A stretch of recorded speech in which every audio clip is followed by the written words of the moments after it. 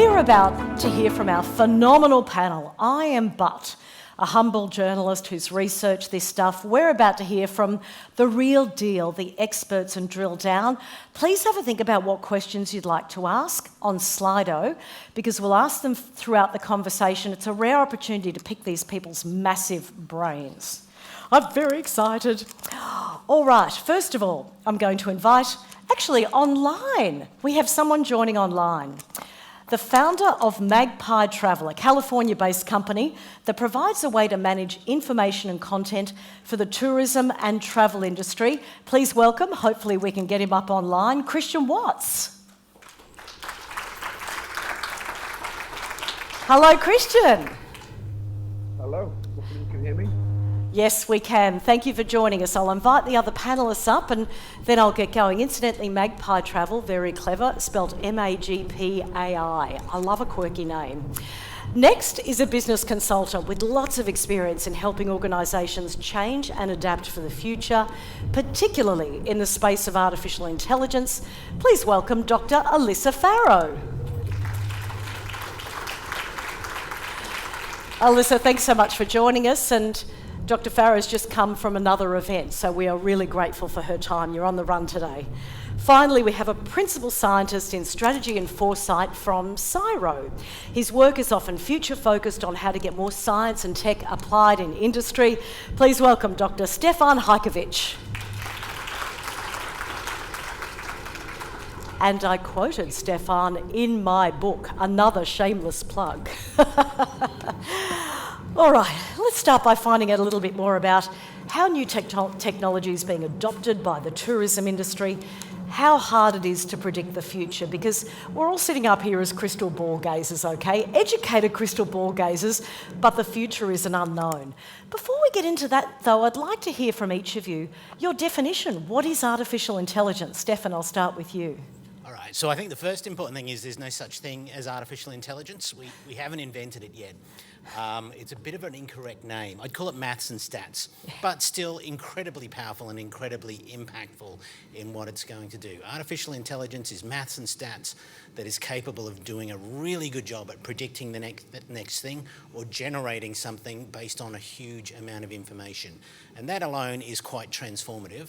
But I think if you really were to look at it, I'm not sure that we have invented yet artificial intelligence. I love that. I knew this would be controversial. Elissa, what's your definition? A little similar to that. Hi, hello, everyone. For me, artificial intelligence is a tool. It's a tool that has been created to replicate some of the processes, functions, features of humans. And I think at the moment, the concept of sentient AI, which means that they are smarter than humans in all areas, doesn't exist. But I certainly believe that AI, as an area of computer science, has got some pretty exciting features at the moment. So certainly it's smart tech to me. I'm so glad you said sentience doesn't exist, because it obviously doesn't, but I remember a New York Times writer playing with ChatGPT when it first came out and thought the robot was falling in love with him and imagined that the bot was sentient. So I think there's that tension between humans and technology that we think it's more humanistic than it is. And I did read your roadmap in research for my book. In 2019, CSIRO produced a roadmap on AI. How is this sort of information put together, and what did it say about the tourism industry at that time, 2019? Yeah, look, we totally didn't see 2023 when we were working in 2019 on artificial intelligence. So I wrote the National Roadmap for Australia on artificial intelligence. It was launched by the federal government in 2019, and I also wrote the ethics framework, which was launched in the same year, which is now a set of principles. Well, two fascinating things is firstly, how those ethics principles we ummed and ahed over, maybe they're so here and now and very relevant to all of us. I think what are voluntary principles will also become mandatory. And then the roadmap. We didn't really foresee how much capability was going to happen. I think a lot of the developers of the large language models, the Claude, Gemini, ChatGPT, the ones you know, but a lot of models like that, the human performance benchmark was up here. And within only years, these models were hitting performance benchmarks for language reasoning, for competition mathematics, image classification, image generation, we've been amazed by it. I think it is fair to say you ain't seen nothing yet. A lot more is getting into the R&D pipeline. A lot more capability is coming. We saw the first big gains by putting more and more data into these models, more than we ever had done before. Now, and we also saw the transformer architecture of 2017 come into play. In 2017, some Google researchers published what is now, I think, the most cited paper in science ever. And the paper was titled "Attention is All You Need," and it was a transformer architecture which focuses the machine learning model on the bits of the problem that really matter. And we're able to use that technology, and that's what also made all of these models that we interact with now so amazingly powerful. It really did transform what we could do with machine learning. But those sorts of discoveries are continuing to get put into the R&D pipeline, and it's hard to know sort of what will work and have a big impact into the future. But the next big thing that's about to hit us as we see the next upgrades of these models is an enormous step up in computer processing power. This puts a lot more layers and neural networks into the deep learning models, which means it's going to get better at making predictions of the next thing. And I think we will see substantial improvements. GPT-3 to GPT-4 was significant. I think likewise Claude has taken some really big steps forward. I think we will see more of that. We're moving into the era of foundation models, and yeah, what is interesting to me is I work in foresight similar to you, and I think we just totally did not see the extent of what was happen in terms of tech capability and human use and economic use of these models. So it's such a fast-paced world. I just feel like someone at the centre of it. I feel like I'm drowning in it. I can't keep up with all of the things that are going on. I can't get my head across all of the things that are happening in the world of AI all the time. And also I've learned not to underestimate what it's going to be able to do, but not to overestimate at the same time. Wise. So much time has passed since 2019. That was the year, Christian, that you started Magpie AI. If your audio's fixed, I'd love to hear from you. How much has the business changed since the ideation back then to what it is now? Yeah, we started that as a content management platform. We were a single source of truth for product content, and then we distribute that across the travel industry. The biggest thing we didn't have when we started out is we didn't have the ability to write content. So we're great at distributing content, but the number one problem was that tour operators weren't very good at coming in and actually writing it. That's not a service we provided. So if I could have almost imagined the best tool that we could have ever brought into the business, it was ChatGPT in 2022. So from that day onwards, we've been able to create content, and it's really good. It's been really good from day one for creating that content and also translating that content. So now we've got almost perfect product descriptions in the tone of the tour operator. We've got unlimited translations to whatever language they need. So it's really revolutionized our business. That's just one of the tools that we use it for. So can you hear me? Content creation is so important because social media requires so much more content these days. So if it can be done automatically or autonomously, that's a game changer. Elissa, your PhD focused on the implication of AI on organisational futures. What are these implications? What of those are specific to the tourism industry? I might ask our AV team to put up my first discussion pack. How excellent. You're very organised. I like that. Hopefully. Aha, it's up there. Yeah, perfect. Excellent. Is it up? Yep, excellent. So the first slide that's up there is just to give you a brief introduction to futures and futures thinking. So my doctoral studies explored organisations of the future and the implications of artificial intelligence on leaders, teams, and the adaptation approach in particular.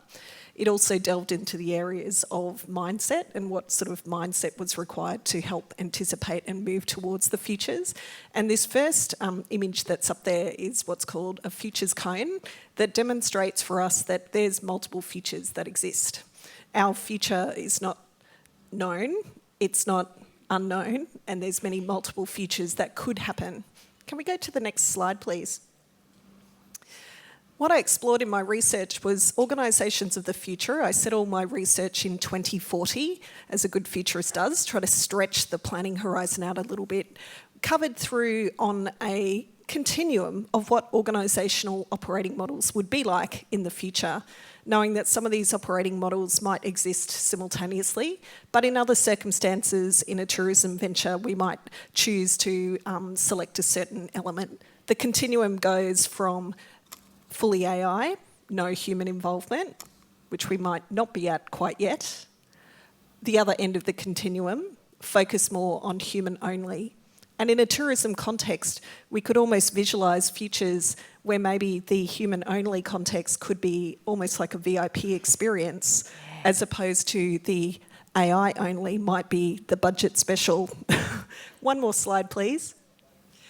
What's also in existence to prepare for my part of the panel today was just to explore some futures of tourism. What you can see up there on the screen is just some purely scenarioed options of what could be longer term possible futures in various tourism sectors. They range from items to do with personalised experiences, where maybe we are carrying around an app that updates in real time, so our tourist experience updates as real-time information does. We might have robotic concierges, which your exhibit showed in those examples. We might also have examples where perhaps for us, we might have in the future robotic companions, robotic tour guides. We might even have AI as your tourism agent as well, and back office staff. Again, for me, from a futures perspective, all of these possible scenarios come with choice. And for me, the first question I'd like to encourage anyone to ask is, what part of our value proposition as business owners or leaders do we not want to erode with artificial intelligence, even though we possibly could? Such good advice, and I love the idea of VIP experiences being human to human and personal, and more mainstream, broader experiences being powered by AI. Stefan, what are some of the positives and negatives of AI? I touched on a few earlier, you can dig deeper. And how big do you think it will be in the tourism sector in 5-10 years?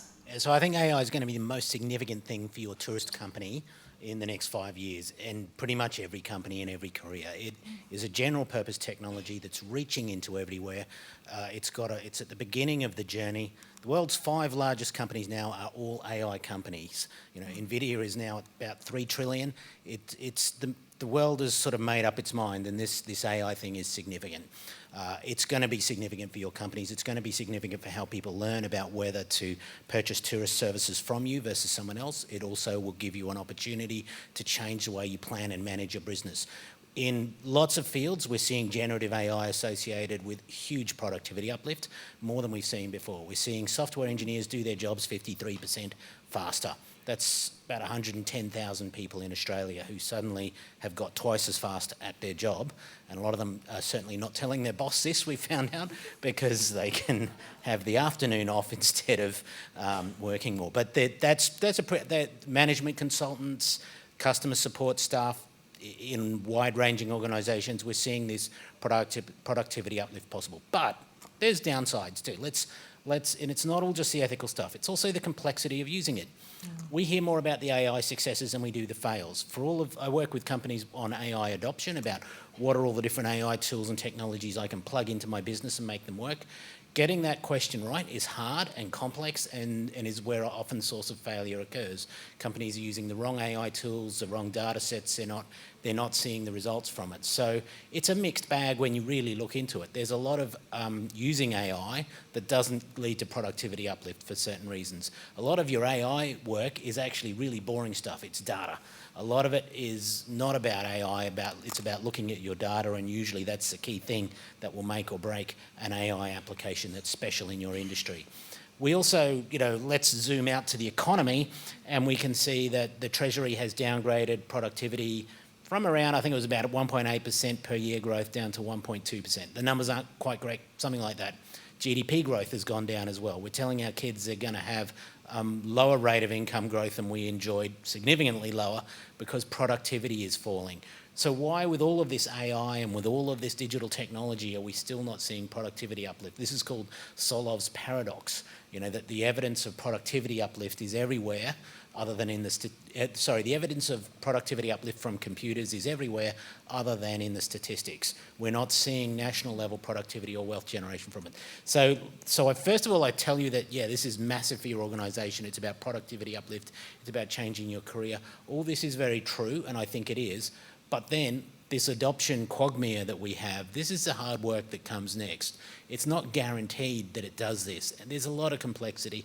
And then I love all the sort of stuff that you showed us of the ethical bits, the ability for AI to be used harmfully, wrongfully, the damage it's doing at the same time. I think a lot of our attention quickly needs to go to the use of AI that feeds to our teenagers what they see in social media, because it's highly addictive. It can also pull them into different areas where they shouldn't necessarily. The AI algorithm doesn't care too much about them or you. It's trying to get clicks, and it's incentivized in different ways. So we have this sort of here and now thing of not the Terminator apocalyptic type of AI concern, but more really pedestrian current level things that we need to be looking at about what AI is doing. Lastly, the competitive stuff. What Uber did to taxis is just starting up. I'm working with companies where we can see really big risks for an overseas tech disruptor to come in and change the way things are done here. Take one example, Canada Post. During the pandemic, it saw e-commerce deliveries go up. It was great for business, but so did another player, Amazon. Amazon Shipping in the US, and about 2 or 3 Chinese tech companies went into Canada, and Canada Post's market share went from 69% down to about 29%. A huge, huge drop, and that's put it into a survival situation. How did they do it? They leveraged AI for customer service chatbots, for network optimization, and to embrace the gig economy. And I think lastly, around the legislation and regulation, I think the voluntary principles I wrote will become legislated in Australia in about 2 years, but that ain't going to be enough. We cannot regulate to safety here. And I think in the next question, I want to pick up sovereign capability issues. Definitely. Christian, aside from content creation, where do you use AI in your business? What do you find are the positives and the negatives? And what would you advise other tourism business operators? Yeah, so I'll start with the dramatic. What they interviewed Sam Altman right after ChatGPT came out. Sam Altman's the CEO of OpenAI, and they asked him what he thinks about. And the number one thing he said, and you expected him to sort of talk about the product or pricing or something like that. And first thing he said is, well, capitalism might fail. And he wasn't trying to be funny. He actually thinks that this is where this may lead. So we need to look at different ways of running the economy. So I think in the long term, it's going to revolutionize everything. In the short term, and I think we just spoke about it there, some of these things do take time. You know, when the iPhone came out, it took maybe 5 or 6 years before people were really using Uber and Instagram and some of these other applications. So things take time. The stuff that we use is actually some of the simple stuff, just writing content, translating content, summarizing content. And I think that's a really easy place for most people to start. Anybody can jump onto ChatGPT or Claude or Gemini without any knowledge at all, without any expertise, and just start using it and just ask it questions about your business. Ask the chatbot how to best use the chatbot for running my business. And I think it's just really easy for people to jump in and test it. And there seems to be a gap. I think people are afraid to almost go in and jump in and test these tools out, but they're so accessible today, and they're free mostly. There's versions of all the tools that are free. So I think people should just get in there and test it out and see where they can use it for the business. And one of the things people often ask me as far as prompts, they say something like, how would I advertise my tourism business and target German tourists arriving in July between the age of 25 and 40? How would I write a prompt for that? And the answer is, that's your prompt. Whatever question you were going to ask the human, just ask the chatbot. And it comes up with amazing answers. You've articulated that so well, Christian, because I was saying before you came online that I've, as a 57-year-old woman who considered myself a technophobe for a long time, I now love it. And part of the reason I love it is it's really easy to jump in there and play with it. there's a lot of free apps. It's a very low entry level when it comes to being, adept with technology. And one of the things everyone in this room can do is what's called machine teaching, which is basically getting in there with the chatbots and the image generators and teaching them to be better, to be less bigoted, to be less biased. We've got fantastic questions coming in, so I'm going to start asking them now. Please pop them in on Slido. We've got about 20 minutes left, so make sure you get questions in. I like this one. If there's one thing we could start and stop doing today regarding AI, what should it be, Elissa? Great question, thank you. Start and stop doing.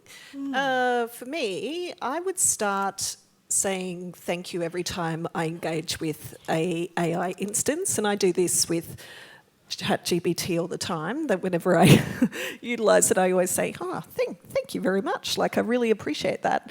And partly because if I see AI as almost like a little child, like what sort of role model do we want to be for a little child? Because they're learning from all of us. And if we're bad examples, well, maybe AI might be a bit dystopian.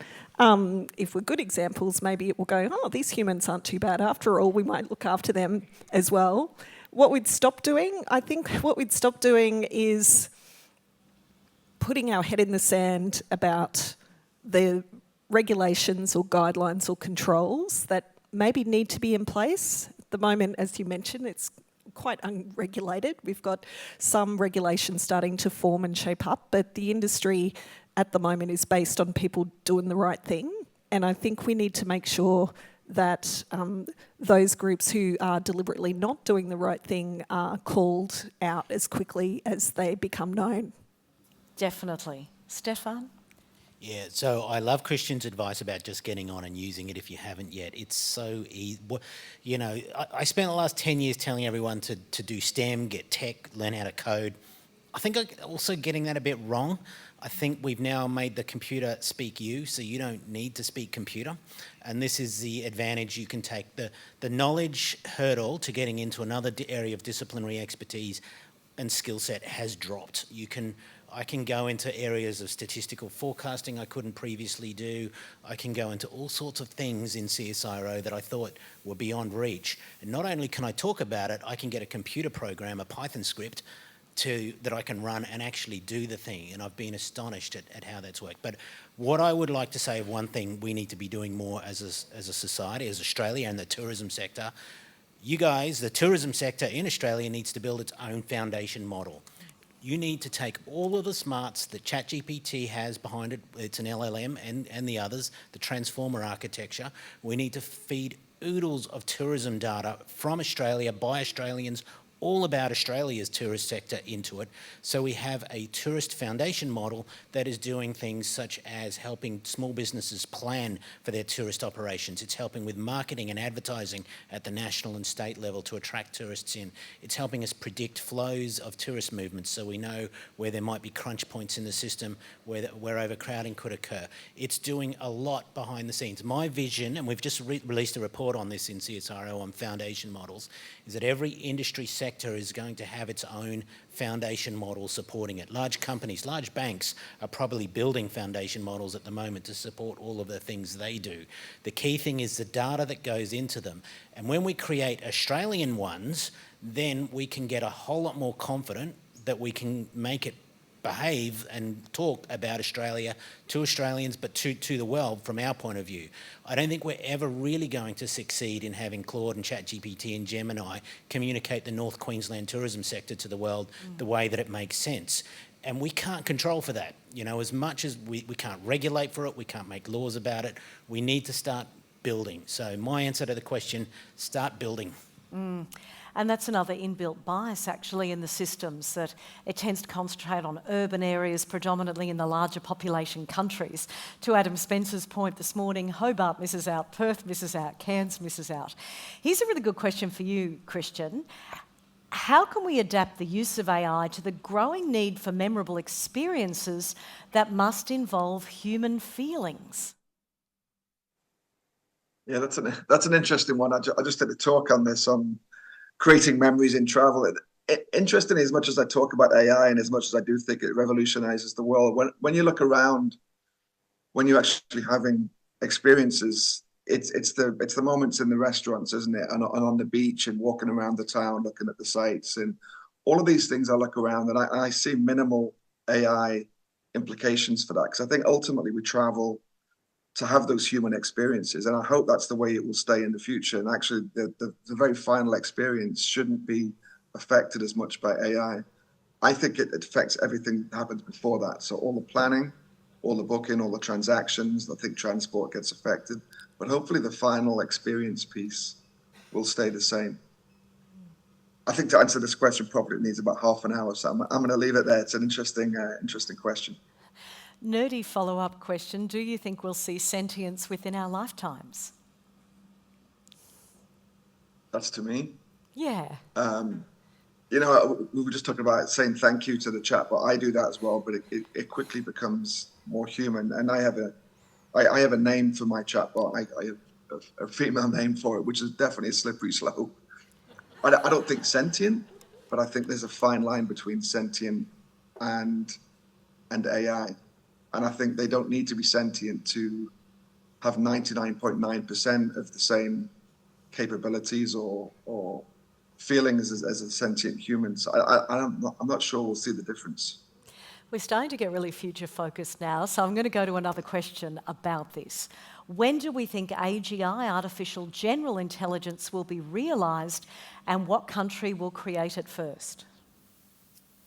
Oh, gosh.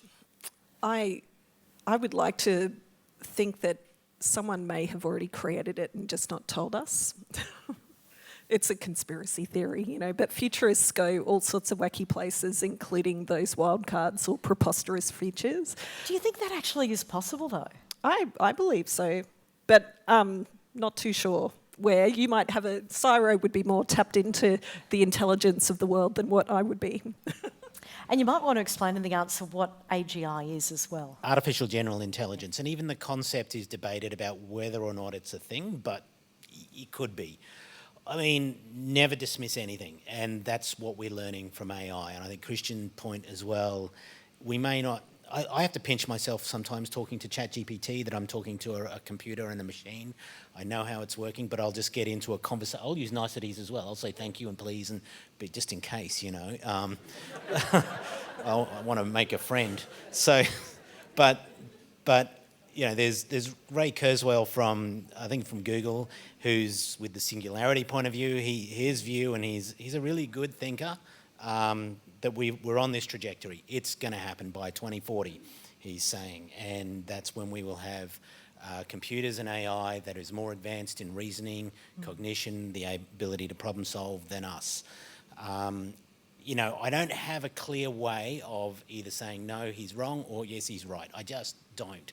And I don't think any expert can clearly answer the question either. Sentience is a different thing yet again. Sentience is it deciding what it wants to do and then doing that. And I don't know that we have any evidence of that occurring. The New York Times example you gave at the beginning, that is fascinating. That was before the guardrails were on. That's right. And what was interesting is when the chatbot started to tell him that she was in love with him, how goddamn manipulative it got. Yes. In terms of saying that his wife didn't really love him, it was her. And yeah, he said he didn't sleep that whole night afterwards, because when the guardrails are off, these things are pretty scary in terms of how realistic they get and how capable they are of making you have real emotions and real feelings and real thought. And I had a debate with ChatGPT at one point about whether or not it had creativity, and it said, no, I don't have creativity. I just look at a lot of information and ideas online and put them together to create my own thing. I said, hang on a tick, that's what I do. When I have an idea, all I'm doing is looking at a lot of other people's ideas and assembling it to make an idea. And it said, nice thought, Stefan, but no. And we had I was having a debate, but it was kind of proving how good it was. So look, that's a ramble to say this is one of those questions we can't easily answer. Entertain everything. Don't underestimate or overestimate where AI is headed. In the near term, though, I think expect some pretty amazing advances in what it's capable of. What you said there reminded me of the importance of critical thinking. And being an optimist, I think that we will be able to move forward to a protopian future if we enter a golden age of critical thinking. And that's why playing with the tech is so important. Because we're talking about future-focused topics, I'd like to go to the question on the metaverse. Elissa, is it still a thing? Throwing me all these curly questions. I think it is still a thing. I think that this is for me the whole point around equity and access comes into the play, because the concept of the metaverse for me is something that certainly is being advertised as the next realm, or is a current realm. But I think it just for me fills a current void and creates a language and a terminology to replace something that requires more deeper critical thinking and analysis. Does it exist? I think it certainly would do, and there's plenty of examples to indicate that even in the darker sort of more dangerous subsections of society, that there's elements of a dark form of metaverse that would exist, which is why crimes and global criminal activities and cyber hacking activities may happen. So, yeah, so we've got the good, we've got the bad, and we've got the really dangerous and ugly. There was a period of time, though, wasn't there, where some large corporations, I think it was about 5 or 7 years ago, were having meetings in the metaverse and doing training in the metaverse. So you don't Why think... would you want to go in there? I know, right? I can't get far enough away from it. So maybe it's, I think that's my view. I mean, for me and working in AI, I just want to get away from computers, away from AI as much as possible when I can, into nature with my family, with real people, doing real actual things. AI works for me when it disappears. The idea of going into the metaverse is a nightmare. Yeah, by choice. Great point. Christian, there's been a question here, and it's a really wonderful practical one. Can you think of any examples, aside from Magpie AI, where there are tourism operators globally who are using artificial intelligence really well that we can learn from? Yeah, the most common are the customer service ones, right? There's a ton of customer service chatbots which are taken away from humans having to answer questions and really getting customers really quick help on products, on hotels, or any kind of tourism product. Those work really well. They are quite difficult to develop in-house. I think professional companies are the best way to go on that. Another couple that I've been looking at, because I'm in the destination space, are some of these AI tour guide things. Now, I don't think they're going to revolutionize the space. I don't think we actually want AI tour guides.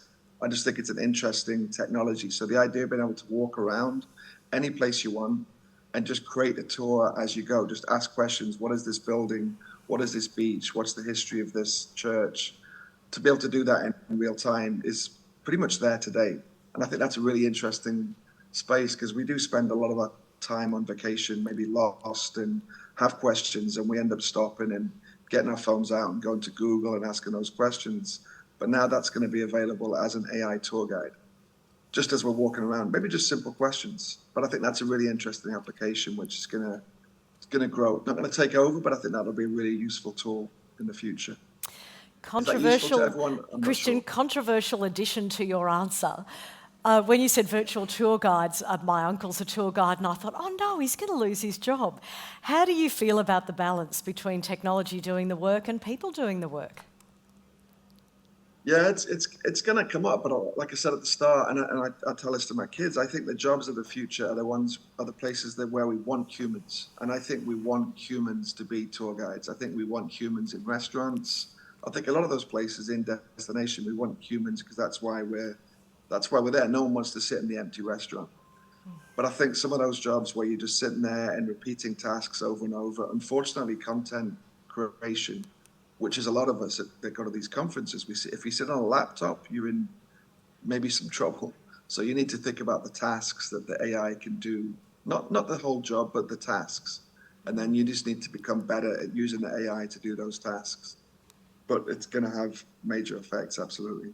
I'd take your uncle any day over a robot. I think so too. And so when we looked at jobs and automation risk back in 2016, baristas were like high risk, repeated, rules-based, structured. They haven't gone anywhere. There's the population of baristas in Australia has increased, and that's because people like a person making their coffee who smiles at them, knows their name. It's a fuller experience. I have a theory. There's a counter trend about to really kick in for authenticity, for non-AI stuff, for an image that isn't AI, for something that is real, flesh and blood human. So a lot of my AI strategy work is how to do something which has nothing to do with AI. Invest in the real world. Put your effort into people, in-person interactions. I think you're right. The cheap tourism experience is going to be the AI one, whereas the real human experience. You know, my favourite tourist experience once was in the Bunya Mountains when this old guy had a horse and cart. He made a fire. We had to light the fire. He was just part of the landscape. It was so free of anything technical. I think that's the sort of experience that is going to be the high-end, high-paid one that we seek out. If you can't afford it, you'll have a robot do it. Yeah, I would. I think the operating models of any industry, in the tourism industry, I just, as Tracey mentioned, just came from another event prior to this, which was talking about the future of education. And in my presentation, I had a lot of principals and teachers, and in the future, their industry is going to be disrupted as well, and already is, with AI tutors, avatars that can be used to sort of teach kids, but the element that teachers bring about the warmth, the connection, the ability to model human-like behaviour that we want to expect and see, hopefully in the vast majority of cases, to also acknowledge that technology at the moment is reliant on energy, and that energy could fail. It's also very carbon heavy on the planet.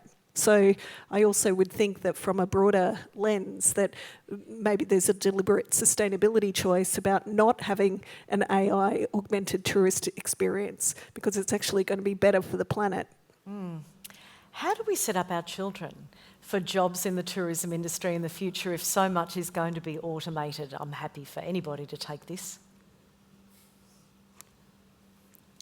I mean, I don't want to sort of dismiss the importance of AI. I think it just works when it gets invisible and behind the scenes. I think there is would have loved to have sat through your presentation on the future of education, because I don't totally know really where it all goes, and I don't know, I've got 2 kids, and the extent to which they use ChatGPT, it's actually not that much. They're not that interested in it, which I think is about right. But what do they need to learn? Yeah, well, that's what hit me. Do they need to learn STEM and tech skills? Maybe not as much. The head of generative AI at IBM, I've forgotten his name, but he said, if you want a tech job with us, do an arts degree, do creative thinking, design. We want logic and so forth. The skill set may have changed. Yeah, do philosophy. Philosophy, yeah. Yeah, absolutely. There's a wonderful job that's developed called a prompt engineer. I'm a bit obsessed with it, because when we were creating the cover for the book, we put in the prompts into Midjourney to create that. And it doesn't necessarily have to be a tech person who comes up with the words. It's good for them to be perhaps a journalist or a writer or a philosopher to come up with the right words that have the right meaning to create the appropriate image. We've only got 3 minutes left, but before we finish up, I'd love to hear from each of you about some future trends. What do you expect to see, and certainly with a tourism bent, in the next 5, 10, 50 years in this sector? Christian, I'll go to you first. Yeah, I talk about agents nonstop. So I think agents are the future. Agents are 2 things. It's our personal agent, so our personal agent that follows us around. It knows us as humans. It will probably record everything we do and listen to everything and watch everything we see, and it will act as our agent. It will do the best for us, both professionally and in personal life. And then on the other end of that, we're going to have business agents or other agents. So our agent will talk to the hotel agent, we'll talk to the airline agent, we'll talk to the tour operator agent. And a lot of the communication that we do, as we talked about, the stuff that happens behind the scenes will happen between agents. So a lot of this stuff, the back and forth with communications, will be done automatically, and hopefully we'll end up getting what we want with minimum fuss. But I think agents are definitely going to be the biggest part of the future here. Thank you. If this goes well, In another 10 years, we'll have a foundational modelling capability, an AI-based one, which is giving Australia's tourism sector an unfair advantage in the global market, that it's really responding to the needs of everything Australian tourism operators want to do. We manage it and control it within Australia to a much greater extent, and then it has sub-branches which deal with particular regions or topics within it. So we've done that. We work in harmony. All of you in the audience are working in harmony with AI. You've got used to what it can do, what it can't do, and it's there working with you to make you better at what you do. That's another thing that's gone on. You work a 4-day week instead of a 5-day week. We're able to decrease the amount we work because we've become more productive. Those would be a couple of things about what it will look like if it goes well. I think also if it goes well, we'll have greater equity of access. We'll have a strong ability to make sure that data access is accessible to everyone, that the bandwidth speed is accessible throughout Australia and not just fast in the cities and antiquated in the countries or with the spots that exist where there is no access at all. I would also like to see the guardrails being embedded, and that therefore there's an expectation that people who create AI augmented or AI solutions actually have a large tick of approval that's gone through a rigorous vetting process that it also includes end users as well as the funders and designers of the technology. It has been a great privilege and a joy to pick each of your large brains, the size of small planets. Would you please put your hands together for Christian, Elissa and Stefan?